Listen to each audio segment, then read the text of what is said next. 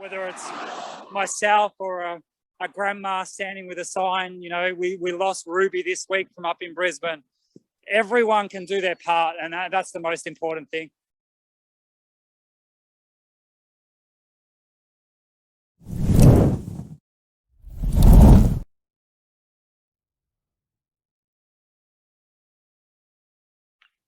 Good evening, ladies and gentlemen, and welcome to Pure Media Australia. My name is Wayne Crouch, and I'm joined tonight by the Rural Rebels, Henk Wallenborn.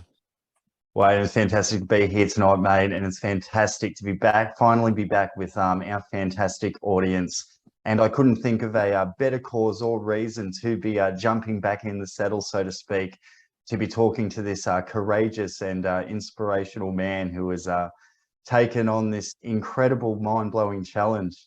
And I'm very excited for this interview. Absolutely. Look, make no mistake, guys, they hurt some of us real bad with all the insanely deadly hospital protocols and the proven to be useless lockdowns, then the untested, safe and effective drugs. But as they march their agenda across the globe, one man's marching halfway across this country. And tonight we get to speak to him to find out why. Good evening, Matt, and welcome to the show. Hey guys, how are you? Nice to talk to you, Wayne and Hank. Thanks for having me on. Mate, what an epic journey. Yeah, I mean, I was saying to someone earlier that when I first sort of set out and said that I was going to do it, I maybe didn't realize, quite how far I was going to be going and how hard it would be. But yeah, it's been a beautiful journey so far. You when you first jumped into this chat, you mentioned that you've got a support vehicle behind you.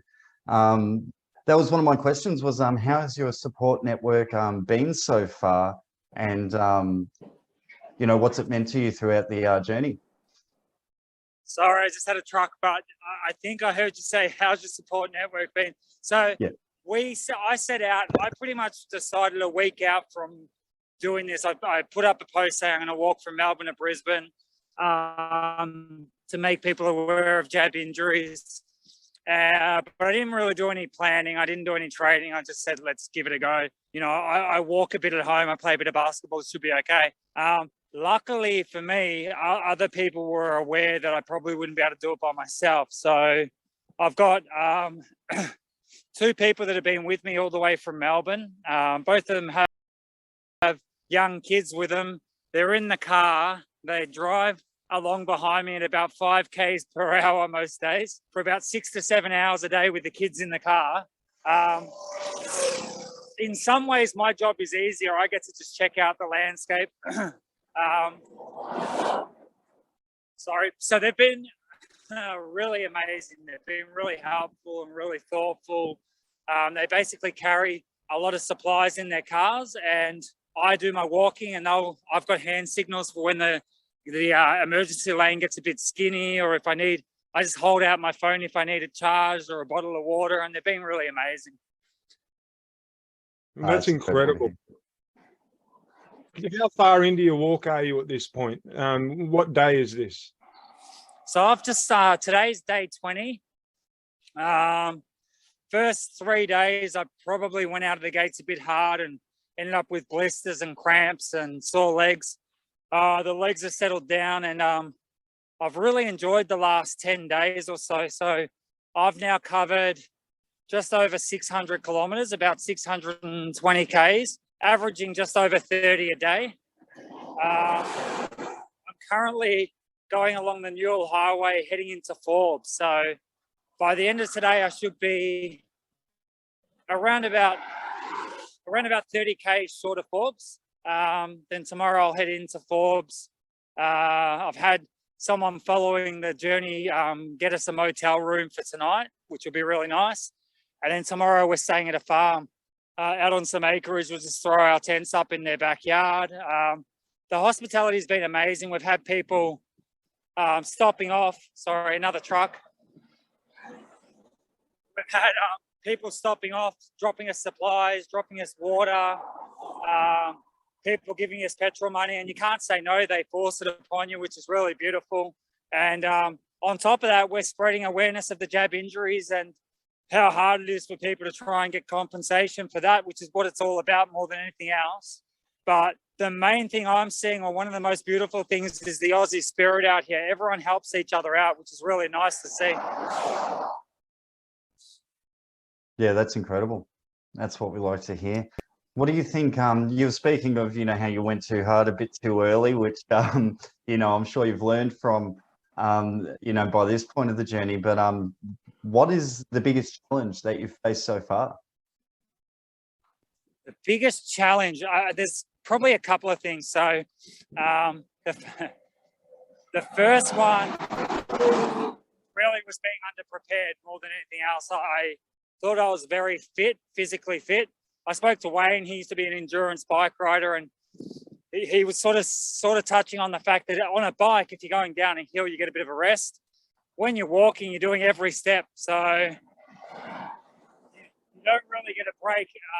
So my feet, for the first 5 days, I had shin splints all on my left leg, and I eventually, someone told me you get a piece of wood and just push them out of your leg, and I'm like, that sounds horrible.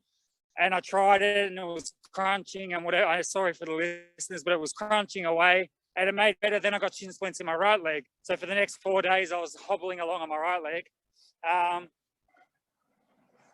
So I guess that sort of shows the physical taxation on your body is the hardest part that I've found so far. A little bit difficult when it comes to keeping up your water and your food because you're burning so much every day. And there is a bit of remoteness. So in the stretch I'm doing now, it's 110 Ks, and I can only cover around 30 to 35 a day. So I walk 35, the support team drives me to wherever we're going to stay. Then we drive back to the starting point and keep on going. And then on top of that, if you need to go to the toilet, not to go too much into toilet stuff, but sometimes you need a lift to somewhere where you can secretly and safely and securely go to some amenities. Yeah. Yeah, amenities. Yeah. Honestly, I think what you're doing is amazing. There's not one thing really that anybody could probably do to shut this down. Where exactly is your final destination, and what day do you expect to maybe get there? Yeah, so we've kind of plotted out where we're going to get now that I know what distance I can get to consistently each day. It looks like we'll be in Dubbo on the 10th. We'll then be in Coonabarra Brand on the 15th of August. On to Gundawindi. I don't know the exact date that we'll get to Gundawindi, and then we're going to trek across to Brisbane. I think we'll go through to Toowoomba. I don't really know the best way. It's all pretty hilly through there. And we're planning to get to Brisbane by September the 7th. And the beauty of what we're doing is they can't censor it. All of us have had censorship with this. The cars and the trucks going past, they see my jacket that has the jab injuries awareness. It's got it on the back as well. The car's got it all over the front and back windscreens. And it's not a protest. So when we go into the towns, people are very easily approachable. Quite often they're coming up to us and saying, what are you doing? And we say, walking from Melbourne to Brisbane. And they say, oh, what's it for? And you start having a conversation. And because they're asking the questions, they're more open to learning. Whereas when you push it in their face, it's a bit harder. So we've had great conversations in the chemists, in the shops, at the petrol pumps. It's been really good, really positive. We haven't had anyone negative at all along the whole journey so far. What you've done is you've broken the algorithm. Yeah. You've done it in real time. Yeah, you really have. Well, and that leads into my next question, which is with the coverage you have, the media coverage you have received from the so-called legacy media. How do you feel that coverage has been? Do you feel that coverage has been fair, or do you feel it's been, biased in the standard way that we're used to seeing? It's quite funny. I reached out to all the major channels before I left, because I knew there was a guy walking for mental health, and he'd been covered by everyone. He's walking from Melbourne to Perth. He's having a struggle. He's got blisters. He's got infections and stuff. I think he's a bit weak. No, he's not really. He's just struggling with the start of his walk. And I totally understand what's going on with him, but they covered it. And he did fundraisers and he got money and everything else. And so I contacted Channel 7, Channel 9, Channel 10. I contacted the same reporters that covered him, and I got nothing. I had nothing at all. And then finally, Channel 7 came back to me and they asked where I was leaving from, and I gave them the exact address. And of course, they weren't there when I took off. And so I messaged him when I got to Seymour and I said, hey, mate, got myself 120 Ks up the road. I must have missed you. You must have been behind a tree or something. I didn't see you at the starting point. That's all right. Feel free to catch up whenever you can. He wrote back, ha, ha, ha. Sorry about that. If it becomes newsworthy, I'll let you know. I wrote to him again when I got to Finley in New South Wales and I said, hey, buddy, 340 clicks up the road. Still haven't seen you yet. I'm sure we'll see you soon. You may need to get the Channel 7 copter to get down to us now, but looking forward to catching up with you soon. And now he's just bantering backwards and forwards, but nothing so far from the legacy media. What we've actually done now is we've approached every local newspaper in each town we've gone through. We've been printed so far in the Finley newspaper, the Narrandera newspaper, and sorry, just a truck. Finley, Narrandera and Barham have printed us with a total distribution of about 7,500 people. So it doesn't sound like a lot, but you're getting into homes where they haven't heard anything about there being jab injuries. So we're going to continue to do that. We've got a piece going into the West Wyalong paper. We've got Forbes, we've got Parks, we've got Dubbo. They're all going to run something. And they're actually being really fair and reasonable about what they put into it. Probably writing exactly what I say straight out of my mouth, which is really good, except for sometimes I fumble a bit with my words. But the coverage from those guys has been great. And our thought process is it's like a tributary running to a river. You just get them all to keep on going and let it flow along and see how we go.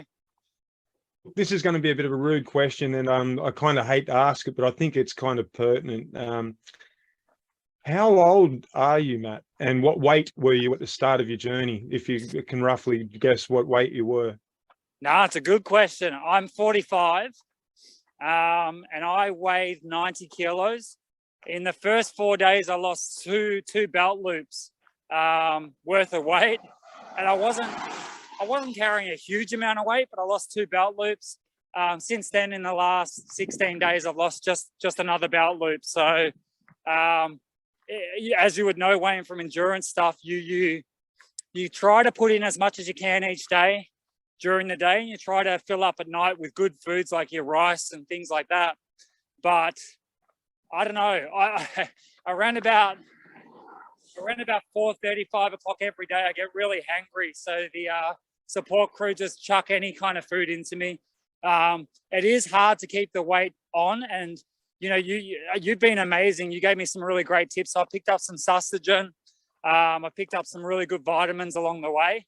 I'm really learning as I go, but you know, there's been, from yourself to people in these country towns, there's been some really great advice. I've had people turn up with creams for my feet, olive oil, and all kinds of hocus pocus stuff that really seems to be working well. And as I said, the hospitality has been great. We had a guy turn up behind us yesterday who dropped off 7 kilos of fresh meat. He dropped off 3 slabs of water. The hospitality has been great. We had someone put us up for 4 nights in an Airbnb in Narrandera. And as I say, farm stay coming up. Supposedly in Dubbo, there's going to be about 100 people waiting for us when we get into town. So it has been amazing.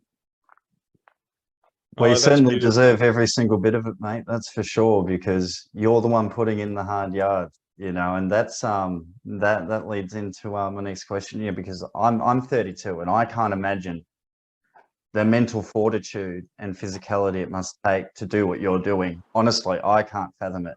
And that's what makes me wonder, like, how do you get motivated every day to get up and keep going? Because it's surely been difficult at times. That's a good question. And actually, Henk, I was going to mention you're looking fit and trim right now too. Thank you. Yeah, I've lost some weight. Thank you. Yeah, looking good. When it comes to motivation, you know, I unfortunately have been touched in my personal surrounding circle of people by jab injuries. So on top of that, so I know personally someone who's been jab injured and lost their life. On top of that, I get all the stories into my inbox, which has motivated me. And each day, I actually have decided I don't listen to any music. I take in the surrounds. I feel every bit of pain in my body because I feel like it's important to go through a little bit of, I'm not sadistic, but it's important to feel it because I'm doing this for a cause where people are hurting a lot. So I want to feel it. And I want to, each day when I get up and I'm in pain, I'm thinking about the fact that these people, some of them can't get out of bed. Some of them have lost their livelihood. Some of them are struggling mentally. And what I'm going through is so little, because in 40 days, this will be over and I'll go back to my house and my comforts and health. And they don't have that opportunity at the moment. So that's kind of where the mindset is. On top of that, yesterday I saw the Senate estimates where Pauline Hanson and those guys were questioning the Pfizer executives. I tell you, yesterday I nearly ran the 30Ks because I was so frustrated with the fact that they're still claiming that no one was forced into getting these jabs. People had a choice. They had an opportunity to go out and get a jab. I was just like, I don't see how they get off with doing this. And I don't see there necessarily being any justice. But at least if we can get the message out to enough people that it's okay to speak up if you have been injured by these jabs, even if you were calling everyone else, you know, neo-Nazi man babies, and you went and got it. If you're now unwell, you don't have to hide that and feel ashamed or guilty. You can actually come out and have the conversations and try to get yourself some compensation so that you're not struggling with your family or whatever else. So there's a lot of different things that inspire you each day, but I mean, now it's looking at you being so slim, I'm going to have to push it harder. You're too kind, mate. You're too kind. No, what you're doing is inspirational. It inspires me. It inspires Wayne. I know it does, and it's inspiring so many others. You know, it's truly remarkable what you've undertaken to do. You know, you've always been at the front lines, fighting the good fight. And, you know, it just shows your character and, you know, your never-ending strive for that goodness, that you just continue with these crazy stunts. It's all good fun. I think I was watching something last night. It was actually Morgan Jonas had an event last night, and they were talking about so quite a few people go down the rabbit hole and learn about what's happening in the world. And he was mentioning they almost get black pilled and they become, you know, a bit stuck and they don't know what to do next. And they worry each day about where the world is heading. And I think the best thing any of us can do is remain active with our humanitarianism or activism. Continue to think of ways that are outside the box to get the message out there.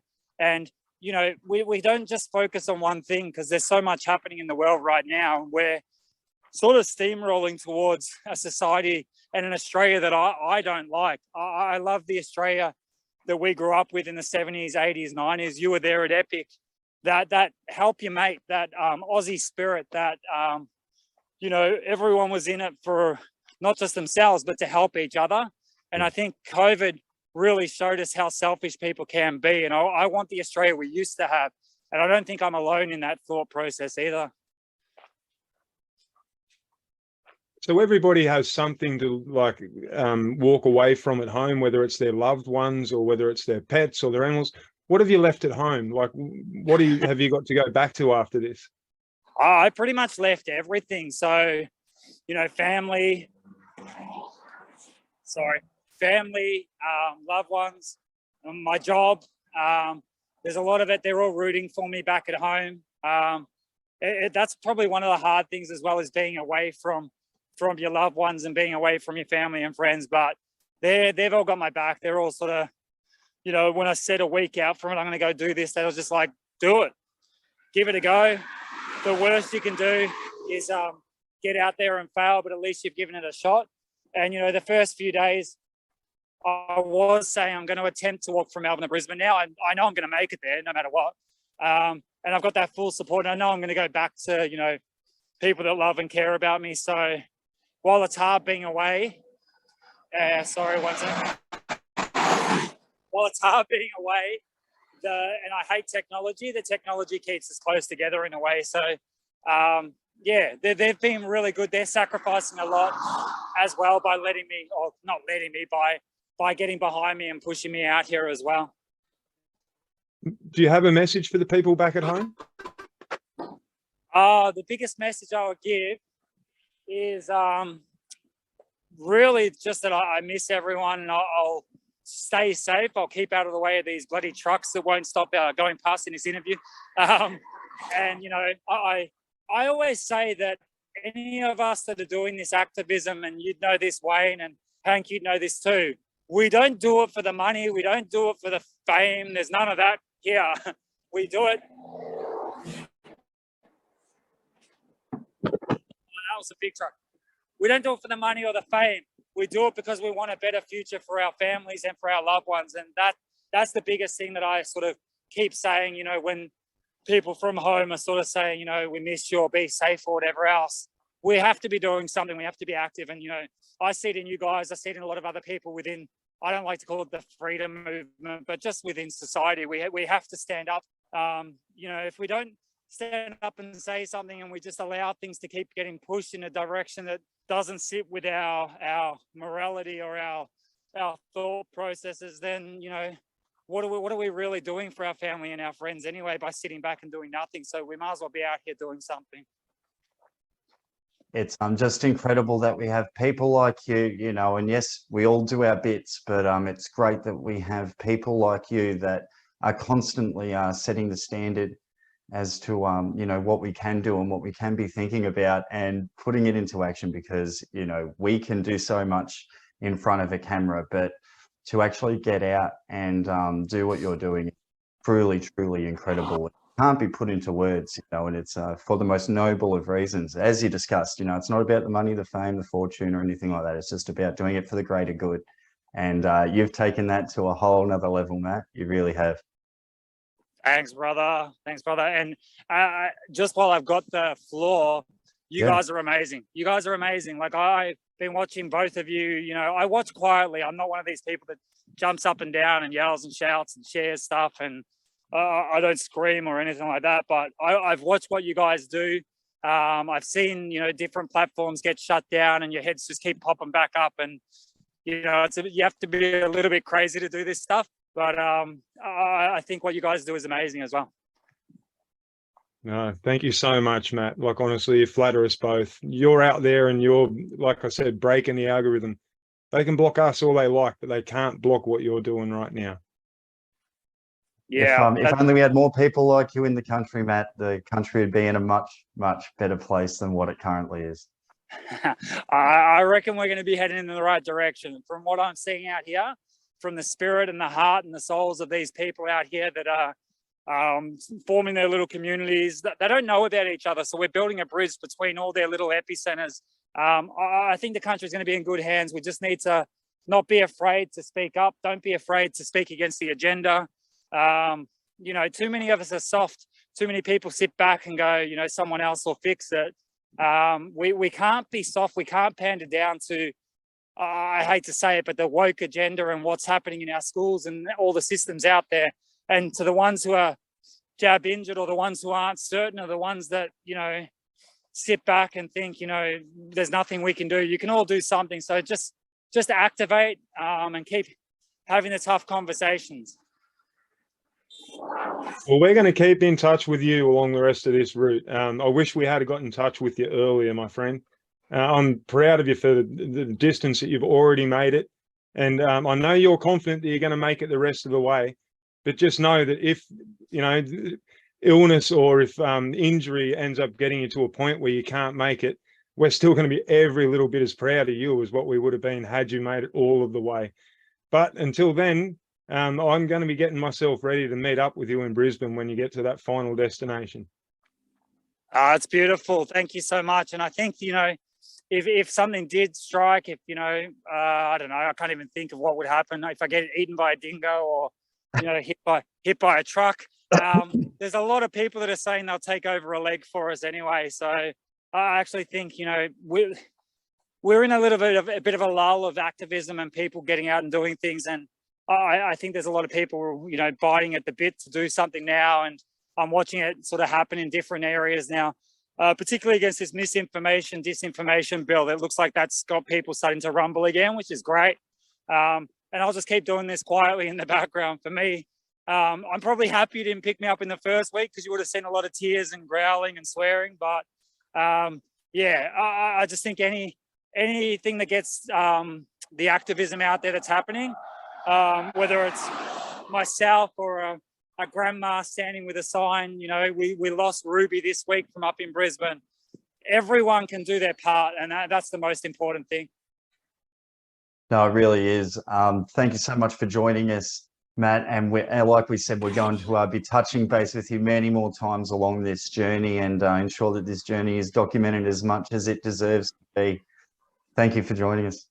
Thanks, Hank. Thanks, heaps. Thanks, Matty. Thanks, Wayne.